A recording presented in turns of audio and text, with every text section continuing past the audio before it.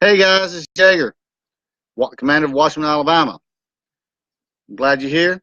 As you can see, we're not inside, we're actually outdoors, which brings out a good part of what we're going to discuss today. What we're going to discuss is about bug out bags, 72-hour bags, off the grid bags, situation bags, survival bags, however you want to look at it. What we're going to kind of discuss is more of a three-part system. And so we're going to start off with the basic, okay? Perfect example will be this weekend. I'm going to be going on my Father's Day present. My family wants to do a camping trip. So we're going to start with a 72-hour bag or a weekend bag for like camping. So we're just going to keep it simple and go from there. Okay. Now, how many people have ever thought has ever done a bag on doing I see a lot of people like thumbs up and give me laughs. Aha, I see y'all. Okay. How many's ever done a bag? Who has ever done a bag or a tote or anything to put in your truck, your car, or anything? How many of you done? Good bit. Most people are going to do it. But there are some people who want to do it, but don't know exactly what to do. So we're just going to do it on a more of a modern, you never done it, you want to kind of get involved, you want to try to do it. So this is more of a basic entry of how you would kind of do a weekend bag or a bug out bag, however you want to. Now, most people will automatically start trying to go into like, I'm going to go buy a bag. Don't matter the size, whatever, I'm just going to get a bag. That is actually the last thing you actually buy because you don't know exactly what you're going to need because you don't know your areas and all that. So break it down more on what my experience of doing it and camping for so many years is. The first thing we wanted to look at is, where do we want to go? Do we want to go in the mountains? Do we want to go to the river? Do we want to go into the woods? Do we want to be on the plains? The location automatically starts getting you an idea of, okay, what I'm going to need to get.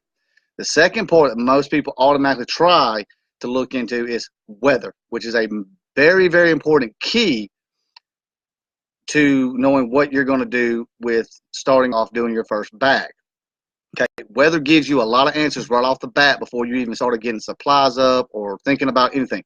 So let's use like the example of me camping this weekend. Okay, I'm in Alabama. Okay, we're going to go camping. It's going to be 90 to 93 degrees this weekend. Okay, it's going to be about 85% humidity. Lows are going to be between 70, 72 degrees. So automatically I know it's going to be warm. It's going to be a little humid. So I know I don't need to turn around and buy or get super warm clothing. I don't need my zero down sleeping bag. I don't need the winter gear. So automatically, before you even start to pull on anything out of your closet or going to buy, you automatically know what you don't need. And this comes from an old guy that I used to know. I met only a couple of times in North Carolina, and he's done the AT Trail, he's done the Grand Tetons and all that. And I was always thought on the aspects of learning. I was like, what do I need? What do I need? What do I need? What do I need? What do I need? The problem of that thought process is the more you go into, I need this, I need this, I need this, that number keeps going up, up, and up. So now you're getting more into like, oh, well, my bag's not big enough anymore. So he taught me, do it the opposite. You do it the reverse way. Okay. So what do you not need? And that's basically on breaking everything down into steps. Like first, knowing where you want to go. That's the first one. And the weather. Those are the first two main things you need to know right off the bat. Right. The second part, once you start knowing where you're going to go and where the weather is it going to rain? Is it going to be anything? So let's go from there. All right. We're going on the weekend. Okay. I'm taking a family of 4. Okay. Automatically, I'm taking a tent. All right. So right now I'm starting to get an idea of my bag size or the size of tote that I'm going to need because I'm using a tent. A tent is real big because I'm taking a family of 4. Now, if you're a person that's taking just you, then most people say, well, get a one-person tent. I don't really recommend you do a one-person tent because I'm going to give you a good scenario. Let's say you got a one-person tent. A one-person tent is specifically designed for you and your sleeping bag. That's it. Maybe some clothes that you can fit in your bag, in your sleeping bag, okay? So you have no space. So all of a sudden, it starts raining, or the temperature magically just drops wherever you want it to go. And you're like, oh, I got to go get my bag. My stuff's getting wet. Or, man, it's cold. I need to go get some clothes. It would be in your tent if you thought of the two-person setup. It's always important that if you're a single person, to either most likely have a two-person tent that gives you the space. There's a lot of people that have ever thought of, like, you went camping and all that, and you brought your dog. Well, you go camping in your single-man tent, your dog's left outside. Starts raining, your dog's going to get wet. You try to bring him in, guess what? You got a soggy dog sitting in your lap. So always think about, okay, if it's just one person, go two-person tent. Gives you the space to put your bag in there, and your dog can go. Or if somebody pops up and hangs out and they need somewhere to sleep, guess what? You have the space. If you're two people, go to a third-man tent, and et cetera, four, until you start getting to the six-man tents and nine-man tents. Then you got a condo on stilts and sticks. So keep that in mind when you thinking about a tent. You want to think of space, okay? Now that also kicks back into also what size of a bag you're going to need, okay? Now most people you have seen probably more and more people start going to that hammock camping, which is awesome. It's quick, it's fast. So now your spaces went from this big from like your hammock to this big working a tent with stakes and all that. So that automatically starts giving you an idea what size bag you're going to need. Next part is sleeping bags, okay? And most people like saying, if you're going to be in warm weather, don't go bring the 0 degree, -20 degree, thick, down synthetic bag for 90-degree weather, because you're not going to sleep in it. And plus, it's this big, shrunk, as tight as you can compress back. So now you got that plus your tent. So now you're going to a big bag. Now you're looking at possibly going to a tote. So look into your different options. They make summer bags. Summer bags virtually can roll up to about this big. I got one of them at the house. It's super thin. It's just perfect to keep the weather. You can stay a little warm, but yet it's not big. So now you got space. Now you can put more stuff in it. The next part that I've looked into and stuff that I've talked to friends and talked with the guys that I learned from is we get into cookware.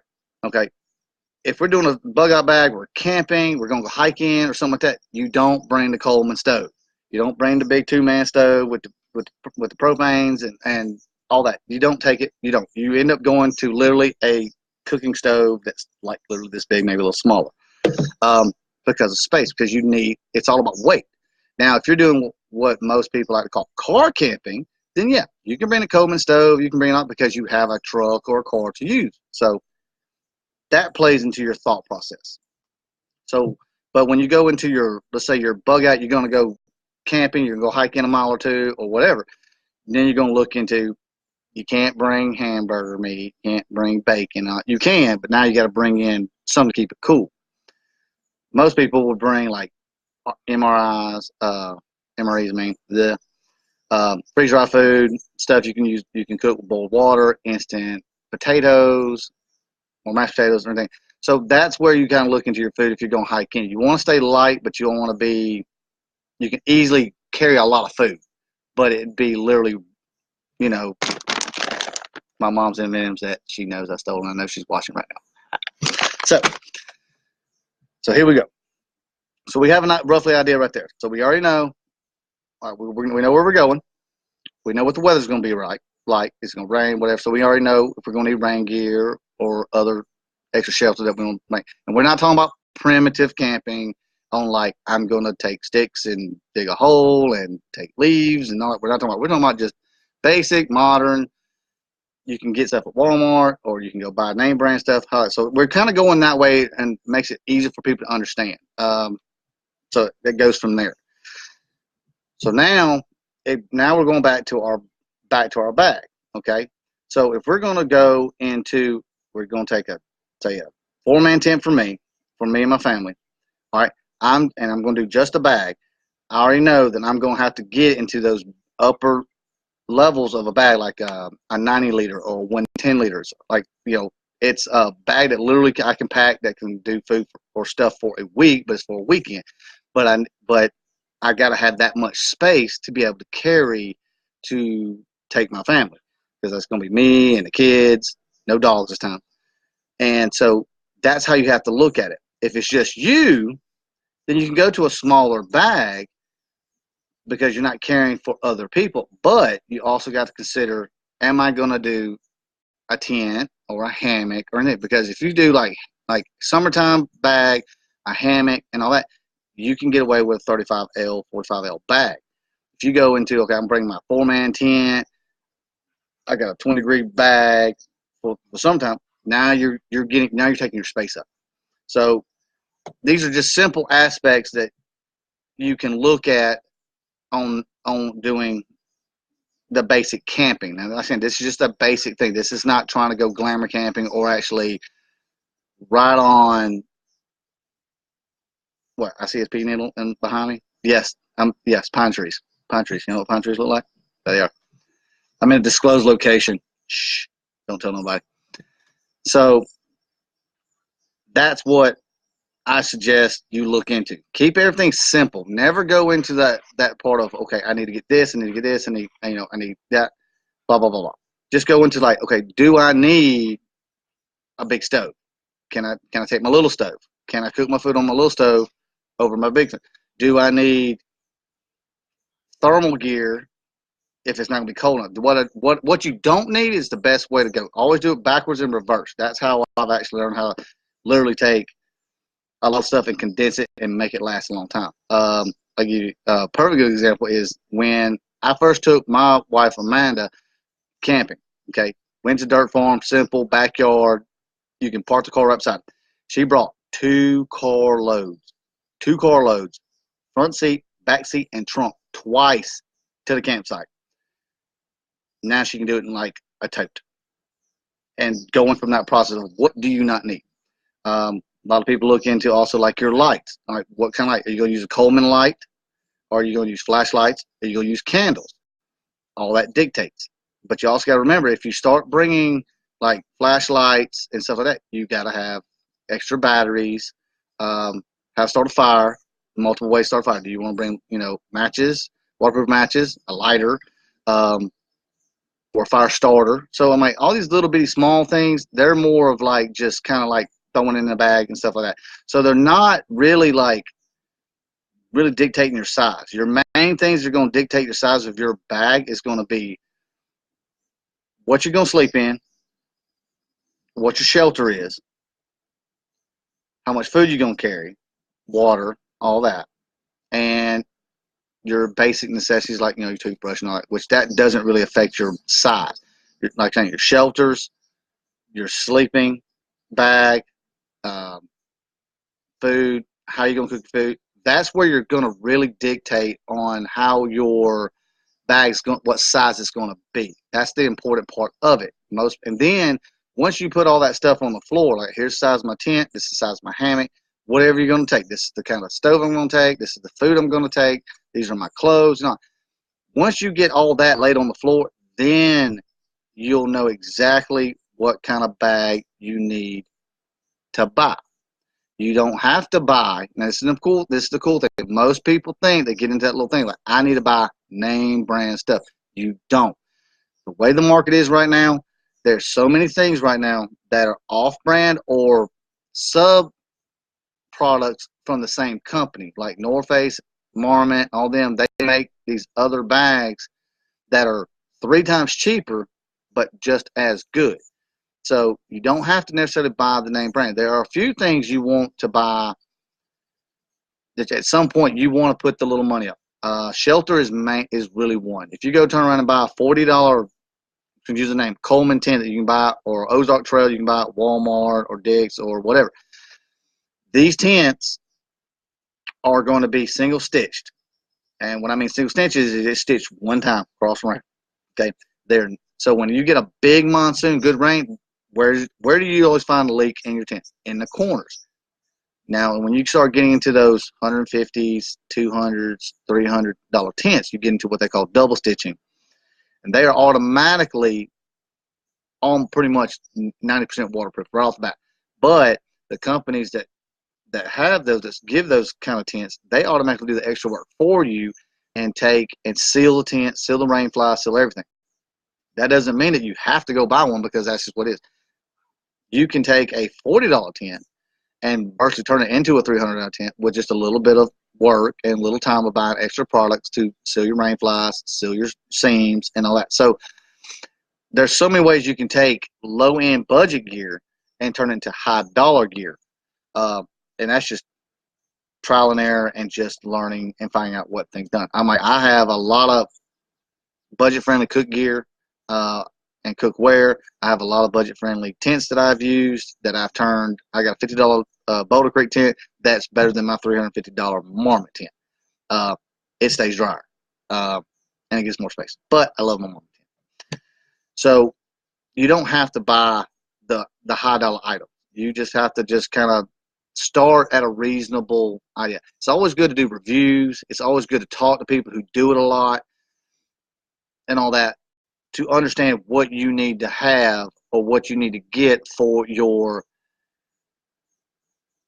how you say, the supplies you want. Okay. Some people are not used to doing freeze-dried food. They rather have bacon and ham and eggs and all more, and that's totally fine. They're totally cool about that. There's nothing wrong with it. The problem is you can't do it like on a hike-in, because then you're gonna have to figure a way how to keep it cool so it doesn't get bad or contaminate your meat. Now, when you do the car camping, it's totally different. You can do whatever you want. But the whole point of this first part of this conversation is understanding just the basic necessities that you need or to think about on just starting on, just wanting to go out for a weekend. You don't have to go glamorous. You don't have to just buy everything that you can think of. I got to have this. I got to have that. You don't. It's always good just to start off simple and all that. So that's your first part of the discussion on just weekend bag, bug out bag, 72-hour bag, however you want to look at it. Okay. Some people don't want to do bags. Other people do totes. I do totes a lot when I do the car style, when we go, just because you can park your vehicle right to it. And you can do you could actually increase your volume of bringing better, more gear, more clothes, more whatever, because you got a car or a truck to work with. So always keep that in your mind about exactly what you want to do. It's always good to just write it down, do a checklist. This is what I need for your white waters and foods and stuff like that. So that's more of your playful basic style. Now, more of the thing that I found that when you start getting into your survival bags, it's a whole different kind of ball game. You still have your basics process, okay, food, water, shelter, all of that. But now you're going more into all right, there's things that you kind of might want to have.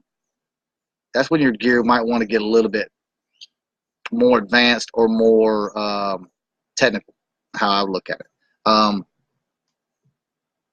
Also, here comes a zombie apocalypse. We'll just use that for that. Most people like using that. You got to get out of your house, or you done something, or you seen something you shouldn't need, and you got to leave town. You know what I'm saying? People looking for you, whatever. So you need a survival bag. Same concept as a bug out bag for 3 days or whatever. But now survival bag is more like you're looking more into like weeks into you're gonna go off grid. You're gonna go in the woods. You're gonna stay there like a couple of weeks, maybe a month. Just example.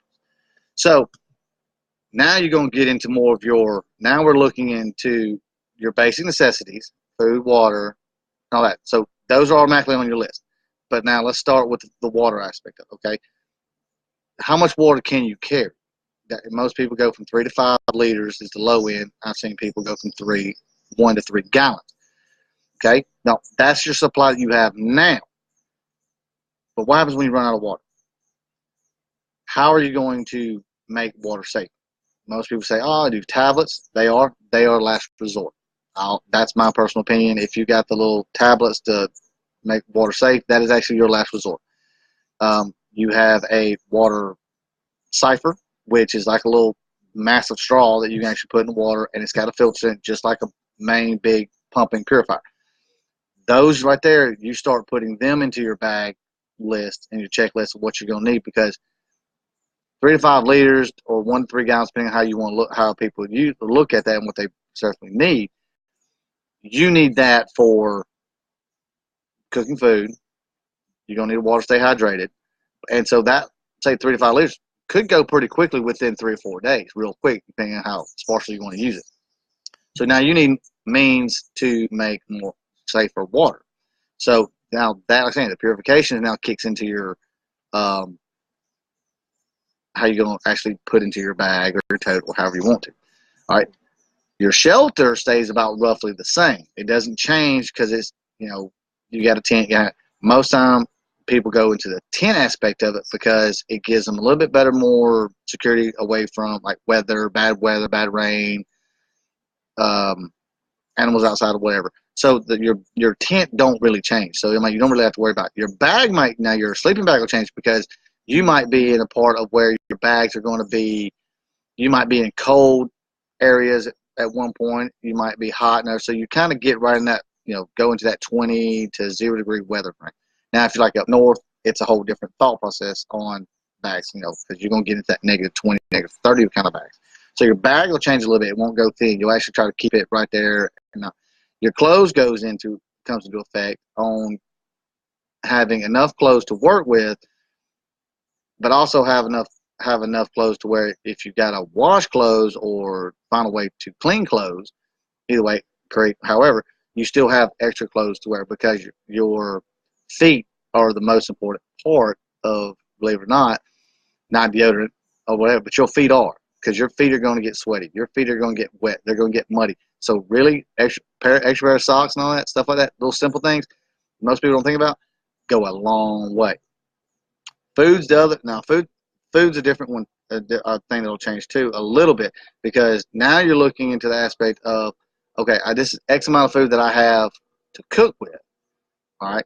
But most people, when they go into that survival bag thought process or survival situation, they're going to have some kind of other means to be able to get food, like go hunting or make traps, So now your hatchets, knives, and all that, certain tools that you'll need, they start coming more into play into what you need to put in your bag. A good compass. Never buy.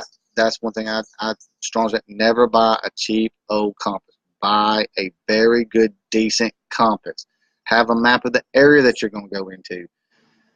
Because if you buy a cheap compass, sometimes those things don't really truly read. Especially people that like to buy those little paracord bracelets that have like little magnets on them for compasses. No, I'm going to tell you right now, cut them out. Don't worry about it. They don't work. They're there for appeal and just look.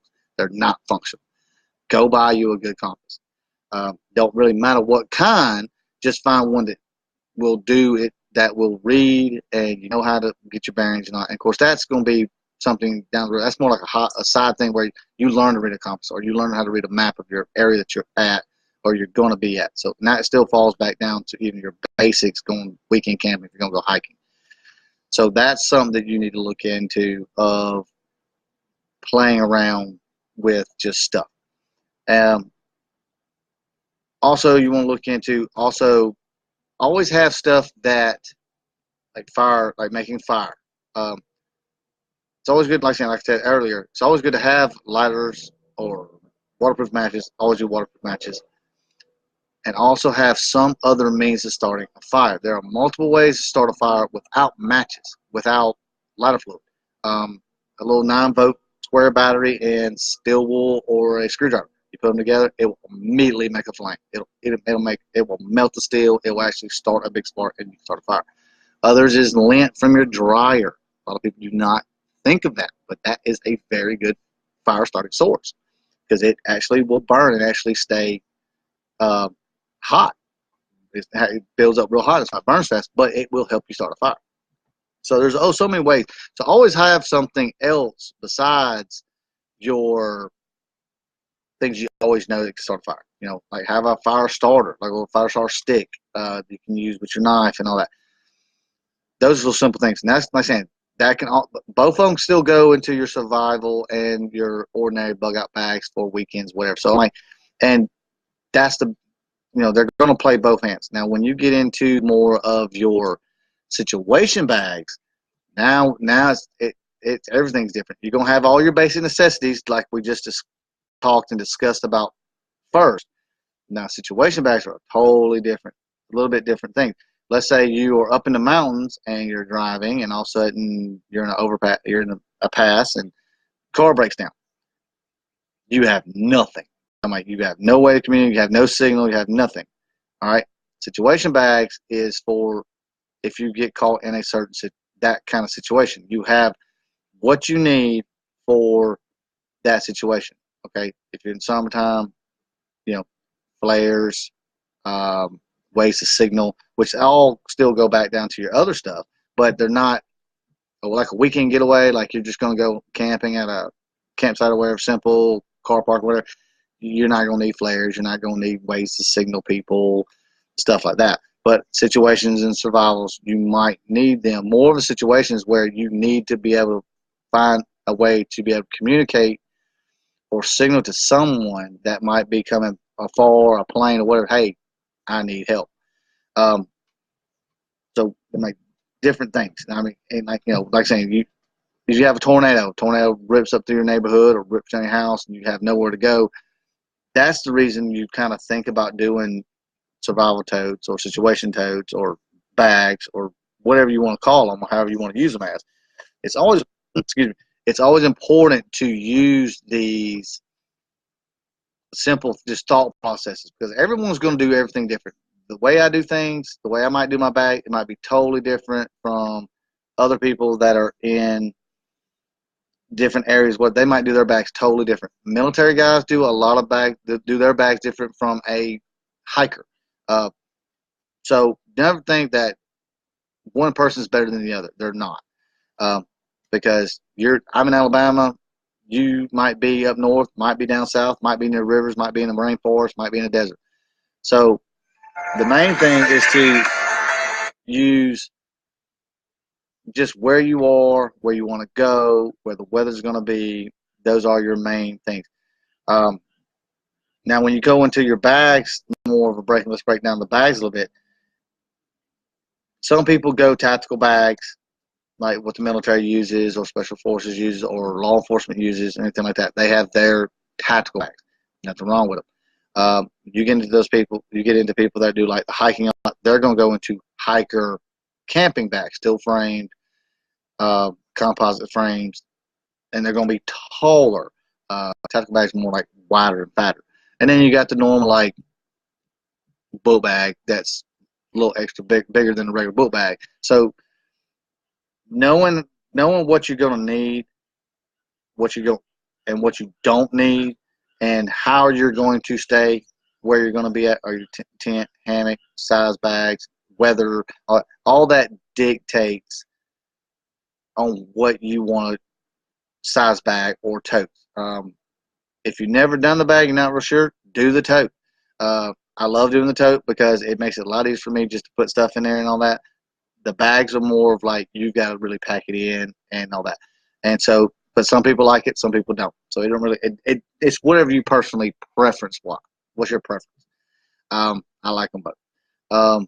I do know one of my friends. He does nothing but totes. I'm like, he likes it because he can put all his camping and cooking stuff in one tote, and he can put all his food and all that in another tote, and works just fine. Other people I got, they love to pack their stuff in so light.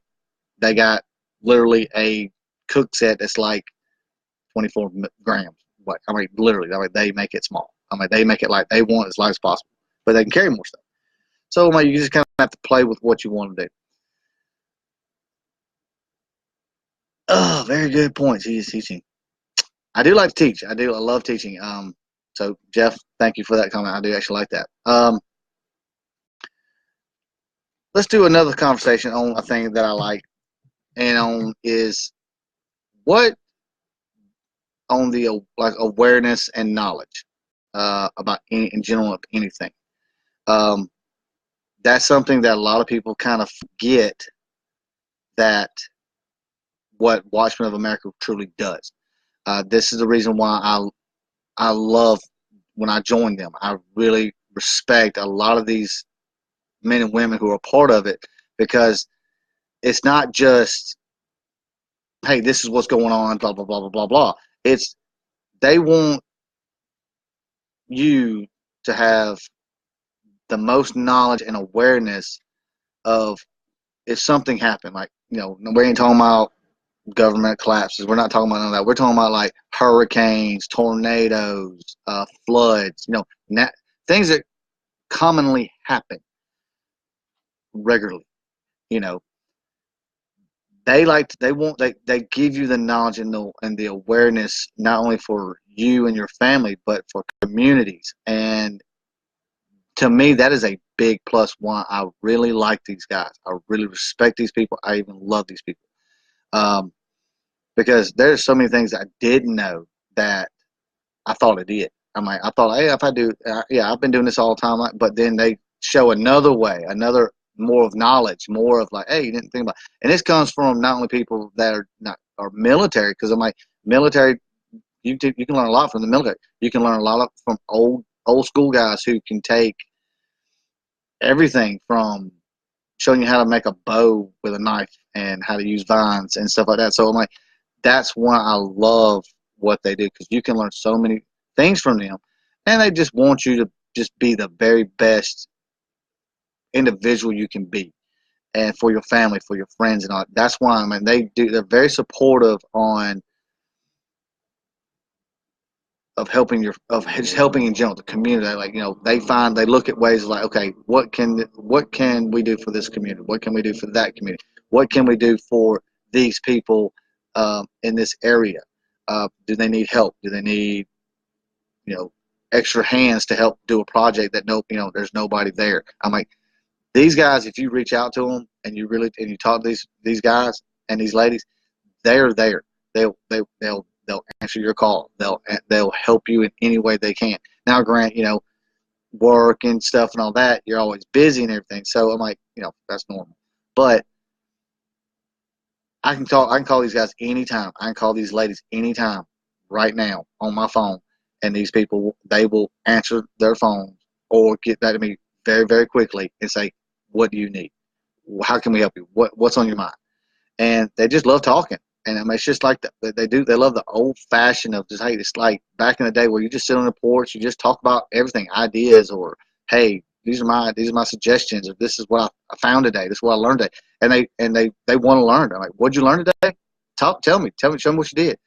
And so that's the reason I really, really respect these people and really love being a part of the Watchmen of America. And I'm still new, and it feels really family, truly, truly family oriented. And they really want the very best for everybody in their town, their members, their communities. I'm like, they want everything as best they can for their country and all that. So that's why I love them. So I'm sorry if I kind of get off key right there, but I just wanted to kind of throw out there why I really, really respect them and care for them. That's why I joined them. And I'm like, you'd be very surprised of actually how important they really are right now in the United States. I mean, they are very important, and so check them out, and all that. I'm like, we would love to hear from you. We'd love to hear ideas from your experiences from camping or doing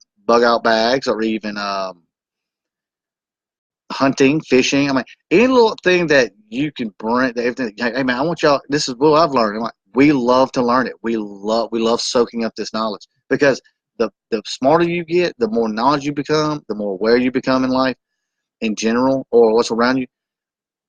You know that when something happens, like there's a flood, there's a hurricane, whatever. Guess what? You have the knowledge, you have the awareness, you have the the mental power and the physical power and heart behind it. That, hey, I know how to be there for my neighbors, my family, if something ever bad goes wrong on natural disasters and stuff like that. So I really would. I just as can. I'm awesome. That's why I'm outside, because I know Targus is probably watching right now. And guess what? This is Alabama, dude. This ain't Maine. This is Alabama. So this is what you get expect probably this summer. And I'm already sweating. But let's hear. I'm a person that likes to kind of talk to people. I like a little chit chatting. So I'm gonna kind of discuss about another little subject and all that. So if you got comments on that, throw them out there.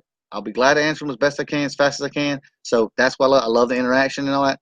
I'm a little bit different on how I'm kind of just spontaneous, whatever. So if you got an idea or thought process, throw it up in the comments. I got it on the computer right here on the side, so I'll catch it real quick and all that.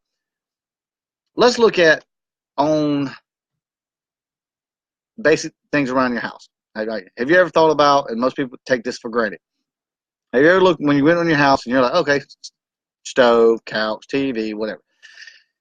Have you ever noticed actually how much stuff you have in your house right now that actually you can use for everyday situations to start a fire or whatever?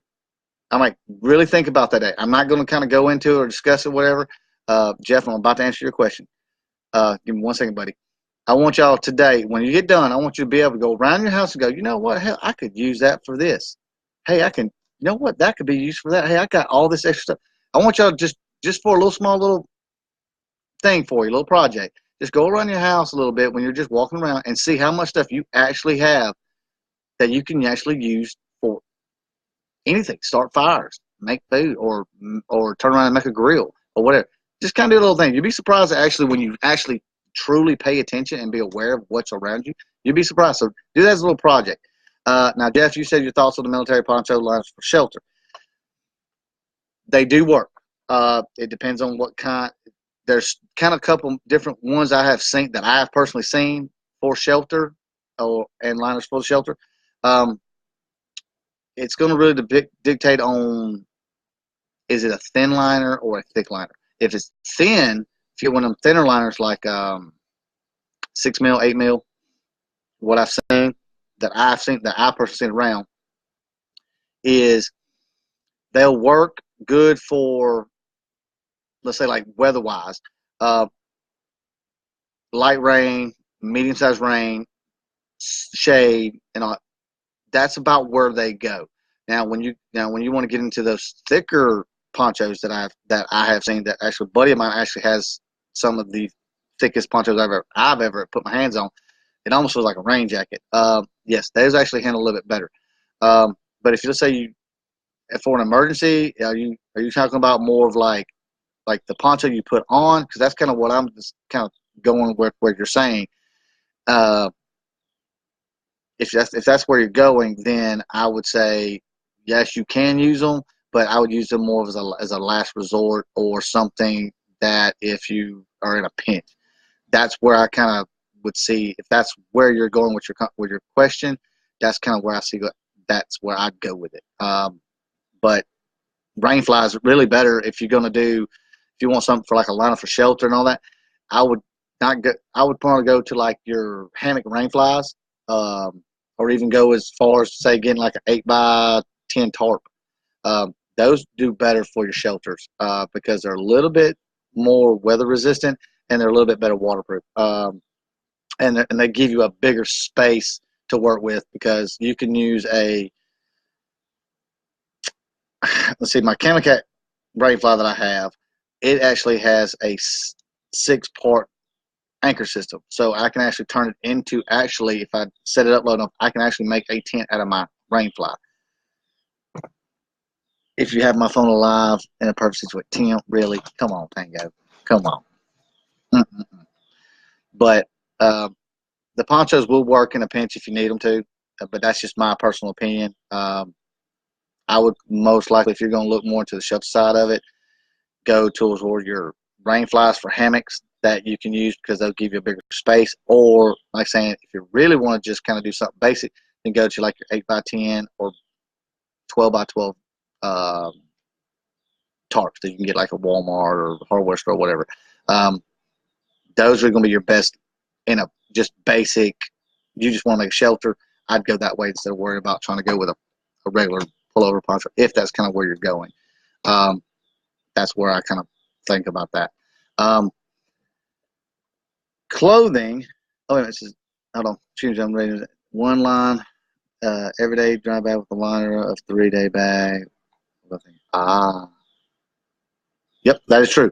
That's actually a good idea to go into the, yeah, having a 1 day bag to a 3 day bag. Yes, that, yeah, you can, yeah, that, nah. 1 day bags and all that, I usually go into like that for me, 1 day bags and all that, I usually set up, I do a hammock setup. That's my hammock. I don't have a sleeping bag. I usually run like a little, my lights sometime sleeping bag. Uh, no mat because you're on the ground, you're off the ground. My rain fly gives me multiple ways to do shelter, stuff like that, with a little small bag with a basement. So yeah, 1 day bags you can kind of get.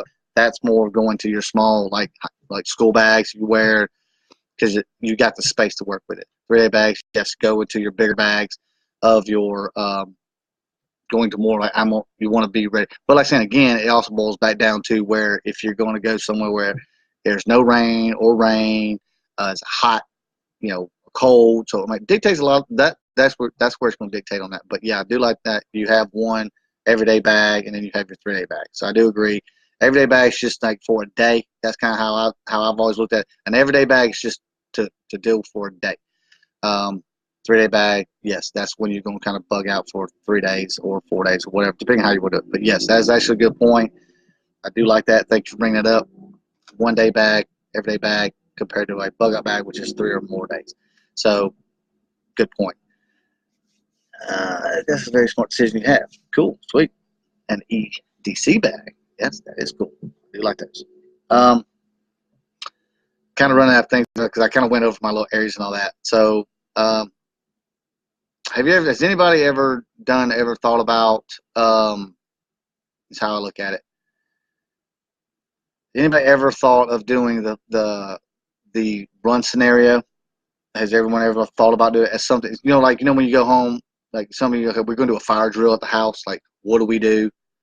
What do we, where's our bags? Where's our stuff, supplies we need? If it's a fire in the house or tornadoes coming, we got to go and all that. Has anybody ever done that lately? I'm guilty of it. It's actually something that you might want to actually start kind of doing the thing. It's always good to be ready. I mean, that's mainly one of the things that Watchmen make preachers hate. Be ready as best you can. So if you haven't done it, that might be like a cool little game you can do with your family or with your friends or your dog, anything like that. I would try that. I mean, I really would. That's actually something that might kind of do this next couple of weeks, next week or so. Is like, sit down with the wife and my oldest son and I'll say, hey, let's do a drill of like, hey, what happens if you are tornadoes coming? What do we do? Do we have do we have everything ready? Do we have you have your bag? Do I have my bag? Do I have the supplies ready to go in the car or something for a quick evac of the house to get to a safe place, to a storm shelter or whatever, or like saying storm whatever, fire drill, whatever. So if you haven't done that, it'd be a good idea to try because I know I'm gonna try because I just thought about it and I was just like, boom. I'm like, that would actually be that will protect my family. That will help me because then I know that hey, when something happens, I know that my oldest son, my wife, they know their position. They know the part they're gonna do. So we know we can get out and take care of our family. And same thing you're even doing with your mom, your dad, your brother, your sister, aunt and uncle. That'd be something y'all can do, like a little drill. This is something that you can even go even further with. It's like, let's say, okay, you make a phone call right now and say, hey, we're going to do a drill where, okay, how fast can everybody get their supplies and meet up if something happened real, weather, tornado, hurricane, how can we get our family together so we're all together? That's actually a pretty cool drill to try. Those are things that just people don't think about and don't do. And that's just something like, I didn't think about doing the house drill at the house, like for the fire drill. I just now, like I said, I've never thought about it. And then it just popped up and it's like, you know what, that's a good drill to try. Because you don't want to be ever stuck in a situation to where all of a sudden, I'm messed up, y'all. All of a sudden, it happens, and you have nothing. You're not ready. You don't have supplies stacked up. You don't have a bag. You don't have anything. This is something that is really important that I think everybody should do because you're ready. You're going to be. Your family's going to be ready. you're going to be ready. You're going to be ready to help a neighbor out if all of a sudden something happens. Say you have an elderly couple. Something happens, they don't know what to do. They're in a position. Guess what? You are. You can automatically have your stuff ready to go and go assist them, assist your neighbors, assist your friends, assist your family. That's just stuff. It's always good to have. These are things where you just sit there and just like, I did not think about this. I'm like, what if? Especially like when bad weather comes up. I'm like, how many times have we? A tornado is spontaneous. This is not like a hurricane that we see. This hurricane is going to be in your driveway 2 weeks from today. I'm like, it's not one of them. This is one of like all of a sudden tornado siren comes out. You go outside, you look real quick, and boom, there it is, heading your way. Now you got to do something. So that's the kind of aspect of the being aware and being ready. That kind of quick response and all that. So do something like that. How many bags should you have? I'd kind of go back to kind of like what Mr. Jeff said. If you're doing it just for you, it wouldn't be bad to have an everyday bag and a survival bag. But that's also now one thing you have to consider is, okay, is this bag going to be for you, or is this bag going to be set up for you and your family? So I would kind of agree. I would go more on the grounds of 2 to 3. You got your everyday bag, and your everyday bug out bag, and then I would also probably have a bag or a tote for your family or a situation where you can help neighbors. Like you have supplies to help neighbors if something happens. So really three or four, about 3 bags to me, I'd say would be good. But you can go multiple. I mean, it's just more of a personal preference. You might want to have 5 bags, but really it's going to dictate of just kind of what you can kind of work with and what you can carry. So 2 bags, 3 bags, or 2 bags in a tote to me. But like I said, that's my personal preference on it is 1 bag for your 3-day bug out bag. An everyday bag just has your basic whatevers, and then you have the tote to. Now we're talking about handbags. Oh, you want to talk about prissy bags, like little fanny packs? Is that what you're talking about? No. Bug out bag, yeah. Some people think bug out bag. No, that's a fanny pack. That's a man's purse, woman's purse, whatever. No, we're actually talking about something you can actually put on your shoulders and go across. Like you can go, throw in your car, throw in your truck, and go somewhere. That's really what a bug out bag is. Now, if I see granted, if you come out with a fanny pack, I'm gonna be like, props, man, you good. As long as it's pink, and flowery and all that, you'd be good. Because I know my buddy Tango, he'd do it. I know he'd do it quick. He'd have his camo boonie on, and he'd have a fanny pack on. I know he'll do it. He's laughing right now. I can tell you. I can hear him. So yes, and thank you. That was actually a pretty good laugh. So I hope that willow flies. Y'all do not want to see how many willow flies are up at the lake. Y'all really don't want to. I hope that this helped. I hope that this kind of gave you a little bit more just personal knowledge. This is not, like I said, this is not, documented, stamped, approved, whatever. This is more of just my thought processes, my experiences of going through and camping and doing bags different ways and all that. And I learned something. Like I said, the cool thing is me even doing this. I even learned, hey, there's some things that I can do right now, tomorrow, tonight, next week, to do things not only to prepare me even more, not only just for me, but for my family, for my neighbors, for my community. So I even learned something here tonight too. And so that's the one thing I love about that's the reason I love these guys so much, is because they're always going to make you think. They're always going to make you, how can you be better for yourself? How can you be better for your family? How can you be better for your community? So I really hope that this helped out a lot. Throw your comments up all the time up on our webpage and all that. We would love to hear from you. We would love to do more videos and all that. So if you got ideas, if you got some suggestions and all that, throw them in the comments, and we would love to throw more videos. I love doing videos. I just like them. So I'd love to do more. So I'm like, I'm probably going to take what we talked about tonight, and probably in a couple of weeks if I can, after I talk to the guys, of actually showing like, hey, this is a everyday bag, this is a 3-day bag, this is a survival bag or a total wear, and just kind of just and this will be more of my stuff. But if there's ideas that y'all want to come up with that about, say, trapping, hunting, anything, please put in the comments. Say, hey man, we would love to see a video about this or that. We would love to be able to help out and love to do videos, because that helps us better ourselves, because you're reaching out to us, so we're going to reach back and help you with everything. It's hard to explain. I'm like, it really is. But that's a great idea. I want to do, and that's hope that we can do more videos for y'all, not just once a month. We would love to post, try to start posting more videos for you, and that's something we'll probably discuss next day or two. So, guys, check us out. Don't be afraid to reach out to us. Don't be afraid to just give us a call.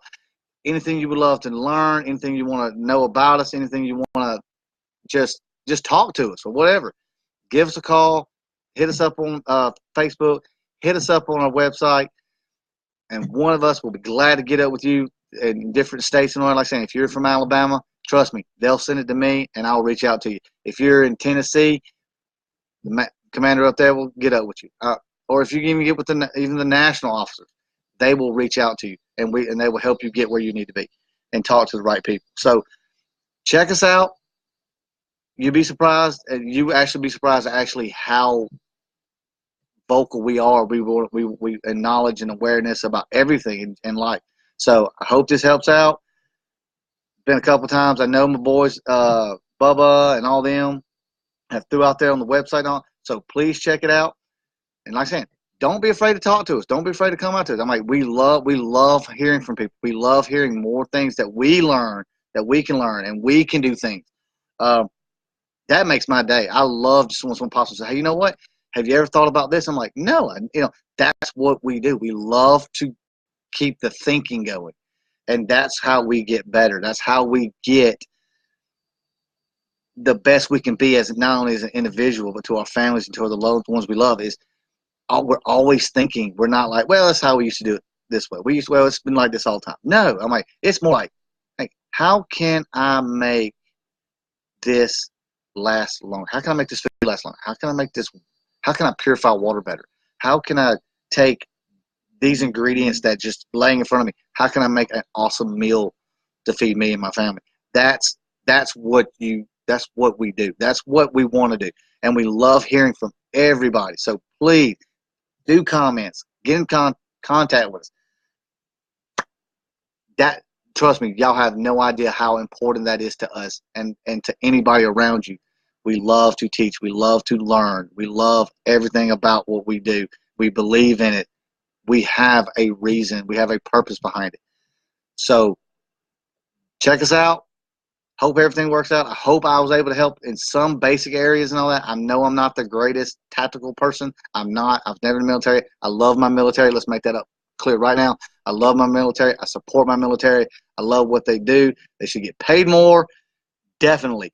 So, love military. So, all you guys serving, the ones who have served, the ones who are still serving, you have my respect. You have my love. Brothers and sisters, I hope to hear from y'all soon and all that. And anybody who's reached out to us, that's talked to us tonight, please feel free to get up with us. Love you. This is Jeager, Alabama Commander of the Great Watchmen of America. And y'all have a blessed night and be safe.